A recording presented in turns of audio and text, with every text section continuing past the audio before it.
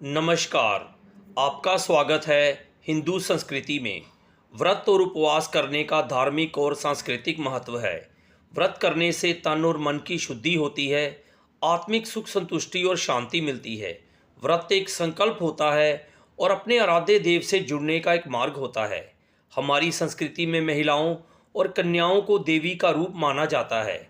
जिस तरह देवी संकटों को हरने वाली होती है, उसी तरह एक परिवार में बेटी, माँ, बहन और पत्नी आदि रूप में स्त्री का आचरण होता है। महिलाएं अपने परिवार की वह धुरी होती हैं जिसके चारों ओर पूरा परिवार घूमता है। स्त्री अपने परिवार के सुख की और अपने सौभाग्य यानी पति की हमेशा मंगल की कामना करती है, इसलिए अपनी सामर्थ्य से अपने परिवार की सुरक्षा की हर व्यवस्था करती है और इसके लिए उन सभी बातों और उपवासों को भी करती है जिन्हें शास्त्रों में बताया गया है। महिलाएं अपनी इच्छा से व्रतों को करने का संकल्प लेती हैं ताकि ससुराल और मायके दोनों ही कुलों का कल्याण हो और सभी की मनोकामना पूर्ण हो। पति से ही सौभाग्य है और सौभाग्य से ही सम्मान है, ये बात हर स्त्री जानती है। भगवान श्री कृष्ण के अनुसार घर की महिलाओं को कुछ व्रत अवश्य करने चाहिए। इन व्रतों को करने से स्त्री को माँ लक्ष्मी का सामर्थ्य प्राप्त होता है। ऐसी स्त्री के घर से रोग, शोक, दरिद्रता और क्लेश नष्ट हो जाते हैं और ऐसे घर में सुख, समृद्धि और ऐश्वर्य की प्राप्ति होती है। आज हम आपको ऐसे कुछ व्रत और उपवास के बारे में बताएंगे जिन्हें कुमारी लड़कियां या सौभाग्यवती महिलाओं को अवश्य करना चाहिए, जिससे उनका सौभाग्य बना रहे और साथ ही पूरे घर परिवार की खुशहाली भी बरकरार रहे। और अंत में हम जानेंगे किसी भी व्रत को सही तरीके से कैसे करना है और किन स्थानों पर व्रत को करना वर्जित माना गया है। सबसे पहला व्रत 16 सोमवार का व्रत। 16 सोमवार का व्रत कोई भी कर सकता है, लेकिन ये व्रत विशेष रूप से कुमारी लड़कियां और सौभाग्यवती स्त्रियां करती हैं। कुमारी कन्याएं शिवजी की तरह पति प्राप्त के लिए ये व्रत करती हैं और सौभाग्यवती स्त्रियां अपने सौभाग्य की सुरक्षा करने के लिए ये व्रत करती हैं। महिलाओं को अपने जीवन काल में ये व्रत अवश्य रखना चाहिए। दूसरा है हरितालिका व्रत। भारत में कई स्थानों पर इस व्रत को करने की प्रथा है। भाद्रपद मास में शुक्ल पक्ष की तृतीया को ये व्रत किया जाता है। ये व्रत शिव पार्वती की उपासना करने का व्रत है।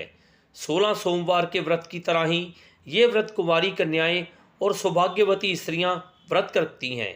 तीसरा है वट सावित्री व्रत।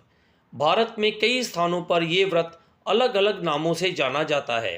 प्राचीन काल से ही कई सौभाग्यवती महिलाएं अपने पति के स्वास्थ्य और लंबी आयु की कामना करते हुए पूरी निष्ठा से ये व्रत रखती आई हैं।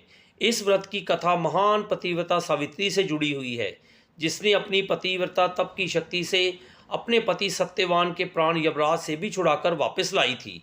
इस पूरी घटना का साक्षी एक वट वृक्ष था, जिसकी पूजा सत्यवान के प्राण लौटने पर सावित्री ने की थी। तभी से इस दिन सौभाग्यवती स्त्रियां वट वृक्ष की पूजा करती हैं। चौथा व्रत करवा चौथ का व्रत। इस व्रत को संपूर्ण भारत की महिलाएं रखती हैं। इसे करक चतुर्थी व्रत भी कहते हैं। पति खुशहाल रहे, इस भावना के साथ ये व्रत पूरे हर्ष उल्लास के साथ किया जाता है।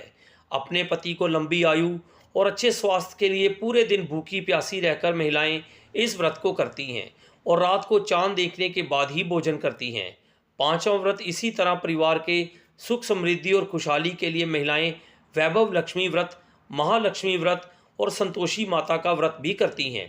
ऐसे ही कई और भी व्रत हैं, जैसे एकादशी, चतुर्थी, नवरात्रि इत्यादि, जिनको भी अवश्य करना चाहिए। किसी भी व्रत या उपवास को करने के लिए शास्त्रों में कुछ सामान्य नियम निर्धारित किए गए हैं। हम कई बार जाने अनजाने में इन्हें नज़रअंदाज कर देते हैं और हमें अपने व्रत का पूर्ण फल नहीं मिलता। आइए देखते हैं कि वे कौन से नियम हैं। पहला नियम, व्रत हमेशा पूरी श्रद्धा, विश्वास और पूरे भक्ति भाव के साथ शुद्ध तन, मन और भावना के साथ ही करना चाहिए। दूसरा नियम, महिलाओं को दिन भर अनेक काम होते हैं जिनके लिए शारीरिक ऊर्जा की आवश्यकता होती है, इसलिए अपनी सामर्थ्य के अनुसार व्रत करें। स्वयं को या अपने परिवार को कष्ट देकर किए गए व्रत का फल प्राप्त नहीं होता है। तीसरा नियम, व्रत वाले दिन घर में शुद्ध शाकाहारी भोजन बनाएं, धूम्रपान ना करें, यानी किसी भी प्रकार के मादक पदार्थों का सेवन ना करें। चौथा नियम, व्रत वाले दिन मुंह से अपशब्द ना निकले, लड़ाई झगड़ा और वाद विवाद से दूर रहे। ब्रह्मचर्य का पालन करना भी अनिवार्य है। पांचवा नियम, व्रत वाले दिन सुबह जल्दी उठना चाहिए और दोपहर के समय सोना नहीं चाहिए और दान धर्म अवश्य ही करना चाहिए। छठा नियम, हर व्रत के लिए अलग अलग प्रभाव और परिणाम होते हैं और अलग अलग विधि विधान हैं, इसलिए सब कुछ जानकर ही व्रत करें। विधि विधान से किए गए व्रत का फल मिलता है। सातवां नियम, मासिक धर्म में, बीमारी में या घर में किसी भी मृत्यु या जन्म होने पर व्रत नहीं करना चाहिए। आठवां नियम, व्रत हमेशा अपने घर में ही रहकर करें। जिस जगह आप व्रत शुरू करते हैं उसी जगह पर हमेशा करें। किसी अन्य जगहों पर, यहाँ तक कि मायके जाने पर भी व्रत न करें। व्रत की पूजा सामग्री हमेशा अपने ही परिवार के पैसे से खरीदें। किसी और के पैसे से या किसी से उधार पैसे लेकर कोई भी सामग्री ना लाएं। यहाँ तक कि विवाह होने के बाद अपने माता पिता के पैसों का भी उपयोग ना करें। नौवां नियम, सबसे प्रमुख बात यह है कि आप जितने व्रत करने का संकल्प करते हैं उतने व्रत ज़रूर पूर्ण करें। व्रत करना किसी भी कारण से बीच में नहीं छोड़ना चाहिए। तो ये थे वह 5 प्रमुख व्रत जो प्रत्येक महिला को अवश्य करने चाहिए। तो दोस्तों, आपको ये वीडियो कैसी लगी कमेंट बॉक्स में ज़रूर बताएं और चैनल को सब्सक्राइब करना ना भूलें। धन्यवाद।